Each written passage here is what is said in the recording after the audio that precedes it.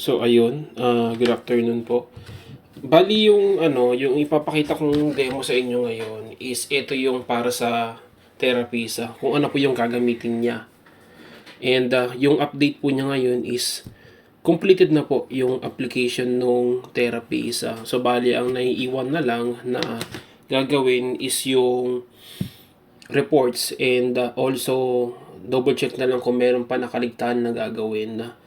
And ito pong ano na to is also update plus demo na rin kung paano po nila i-access or paano nila gagamitin yung application.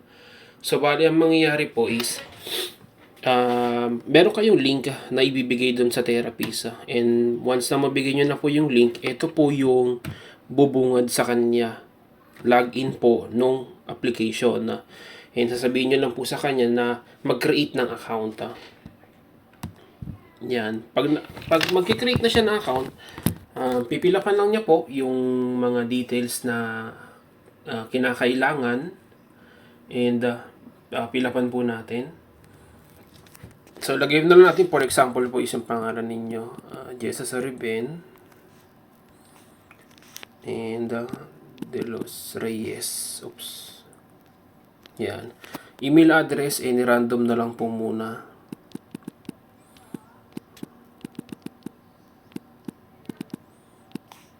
Mobile number, ini-random na lang din po pansamantala.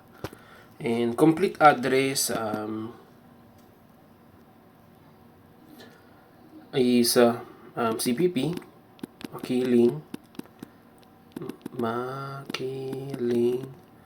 Calamba, Laguna. Yan. Tapos pili lang din po siya ng branch. Yan. Ito po yung mga branches na nilagay natin dun sa master file. So, pipili lang po siya ng branch kung saan siya naka-assign. And ganoon din po sa position. Pili na lang natin po muna pansamantala is yung SLP. And username. For the username, lagay lang po siya ng username niya, password niya. 6, 7, 8. Kasi minimum requirements na naman for the password is at least 8 the characters. So, click lang po yung register. And, ayan po, sasabihin na account has been created successfully. Pa-inform daw kayo na nakapag-create na daw po si therapist ng account. So, balik lang po sa login. Ano po pala, balik tayo ulit sa registration. If ever na nag-register siya at may mga issues siya between registration, malalaman naman po kasi may mga information dito sa baba kung ano saan siya may mali at maayos niya rin po kagad. So, balik po sa login. For example po, ang nangyari is nag-login siya without informing you na pa-approve ng account niya. Ang mangyayari po is ganito. 1, 2, 3, 4, 5, 6, 7, 8. Login. Sasabihin na pending status, kailangan niya po munang ipa-approve sa inyo. So, ang purpose po nito is for security purposes. Gawa ng, syempre, i-share din nila ng kapwa therapy sa iba yung link na to. At least, meron po kayong monitoring or access sa kung asino lang yung dapat i-approve. Hindi po siya auto-approve sa lahat. So, pupunta lang po kayo dun sa admin na binigay ko po sa inyo last time, yung dinemo ko po. Then, pupunta na ng employees. And yung account po ni Jessa Sariben is i-approve lang. Yan, na-approve na po siya. Then, sasabihin lang po doon sa therapist, okay naman, approve na po yung account ninyo. Then, ilalagin lang po. Pagka-login, ito na po yung unang-unang bubungod sa kanya for that day. Pag mag-i-start na po siya ng kanyang operations or ng kanyang work. Yung timesheet and yung session. Yung timesheet, ito po yung regular shift niya na magta-time in. And yung session is ito naman yung kada may mga session na siya nagagawin together with the patient.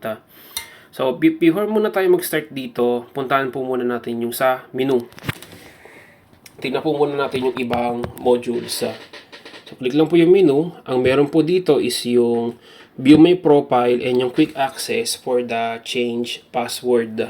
So, for the change password, yan, simple lang po. Kung gusto niyo magpalit ng password, wala naman pong problema. Same scenario din. at least 8 characters or anything alphanumeric, wala pong problema as long as minimum of 8 for the security purposes na rin na account niya. And pag napilapan na po, pwede na po siya makapag-change ng password. Next naman po natin is view my profile. Yung sa view my profile naman po, ito naman ang laman niya pag kinlik ka. So bali, may kita po yung details ng kanyang account. Pwede rin po siyang mag-take a picture para at least meron po siyang profile picture sa system. Siguro ma'am, advice na rin po na maganda rin yung ganon para for mabilisan na backtracking kung meron kayong concern sa isang empleyado, at least malalaman nyo kaagad kung sino kasi makikita nyo na kaagad kung sino siya kasi may profile picture. So, advice na rin na pa-required niya po sila ng ganon. So, paano po yung gagawin? Take a picture lang. Yan, lalabas po yung camera. Yan, selfie lang po.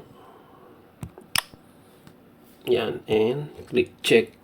Ayan po, meron na po siyang profile picture.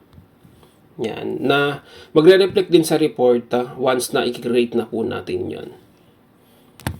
Yan, so yun na po yung laman nung account menu. If ever na may papadagdag, dito po natin possible na ilalagay yun, like yung mga messaging or other stuff for in the future. So, balik na po tayo sa pinaka-main na function nung attendance nung therapist, which is ito po, yung employee attendance. So, let's assume na papasok na po siya that day.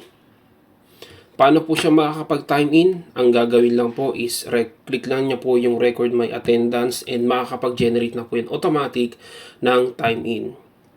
Let's say for example, meron na siyang pasyente that day. Hindi pa siya nakakapag-time in. Try po natin yun. Yan, required na po muna siya mag-time in. Yun muna yung gagawin niya. Time in muna before mag-create ng session. So, click ko lang po yung record my attendance. Ayan, meron na po siyang time in. Halimbawa naman po, meron tayong senaryo na wala talaga sang session that day. Tapos mag-out na siya, tapos na yung shift niya. Click lang po yung record my attendance. Meron lang po siyang ibibigay na reminder na kailangan daw niyang makapag-record ng session kapag before siya mag-time out. Kasi pag hindi na mare-record yun. Kasi tapos na po yung shift niya. So, pag halimbawa talagang wala, click lang po yung I'm done. Yan, meron na po siyang time out. Yan, parehas lang po yung time kasi halos minuto lang po yung pinagkaiba ng demo. Pero tatanggalin natin siya ngayon para makapag-record ng session. So, for the demo purposes naman siya. Yan, refresh lang natin.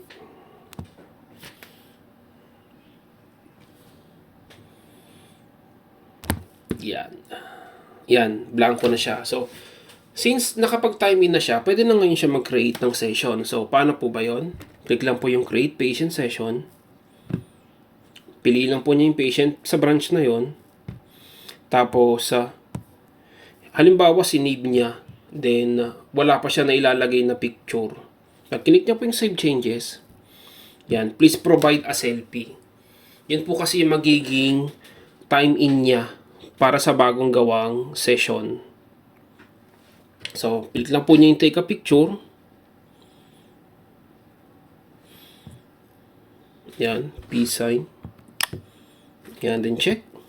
Yan, meron na po siyang time in na selfie together with the patient. So, once na meron na siya, click lang niya po yung save changes. And yan, created na po yung session niya for that per session. Halimbawa, gusto niya maglagay ng remarks. For example, patient is crying. Yan. Save changes. Ayan. Updated na po siya. So, kung makikita niyo po rito, kung i-close natin to, meron kayong on progress. May isa kayong ongoing. Yan. Wala pa po siyang timeout picture kasi hindi pa naman po nakakapag-timeout. Halimbawa, mayroon na po siyang next na session. Hindi pa siya nakakapag-timeout for the first one. So, mangyayari po nun, pag kinik niya yung create patient, sabihin, meron pa siyang pending session.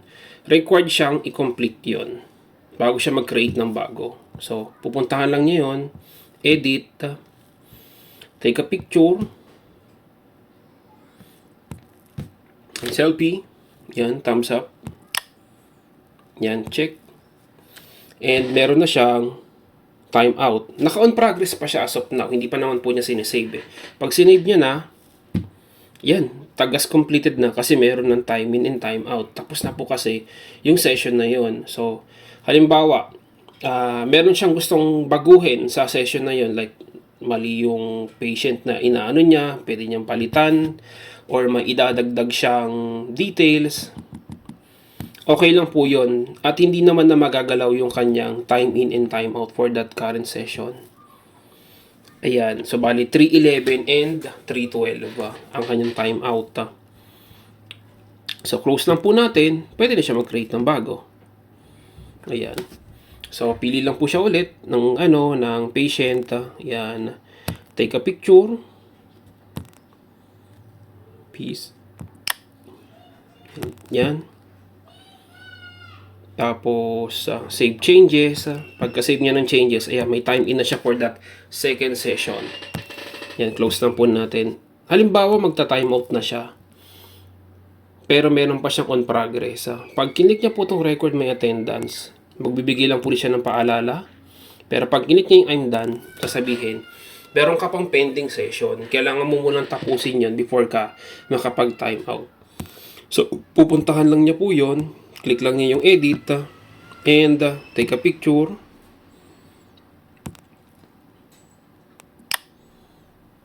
Yan. Then save changes po. Yan. So bale, completed na po lahat ng session niya. Halimbawa naman po is, ito na lang po lahat. Wala na siyang i-session that day. So po pwede na po siya mag-time out. Click niya po yung record may attendance. May reminder lang ulit. Pag click niya yung I'm done, ayan, meron na po siyang time out. 3:14 siya mag-out for this day. So hindi na po siya makakapag-create ng session o makakapag-record ulit kasi tapos na yung kanyang shift. So bali, ayun po yung yung update. So bali, kompleto na po lahat for the therapist sa kung paano niya gagamitin yung program. And ang ginawa ko na lang po is ganitong setup na naka-display na po lahat for the easy viewing. Wala na po yung katulad nung napag-discuss natin last time na mas maganda na ganito na po na kita na po lahat. Alam niya kung saan siya magre-record and alam niya rin kung saan siya maglalagay ng kanyang mga session. So pwede niya rin pong tingnan kung may concern siya or pwede niya rin i-edit kung gusto niyang lagyan ng pa. Pero completed naman na yan. Ayan. Yan, done na rin po. Yan, so bali, yun po yung overall update dun sa part ng therapies. So bali, if ever may concern kayo ma'am, sabihan nyo lang po ako. Pero ito na po yung gagamitin nila ng pagdating sa pagre-record ng session. So bali, wala nang ang tawag nito, yung paperless na kasi nandito na. And yung sa pag-generate ng report, yun na po yung next kong gagawin.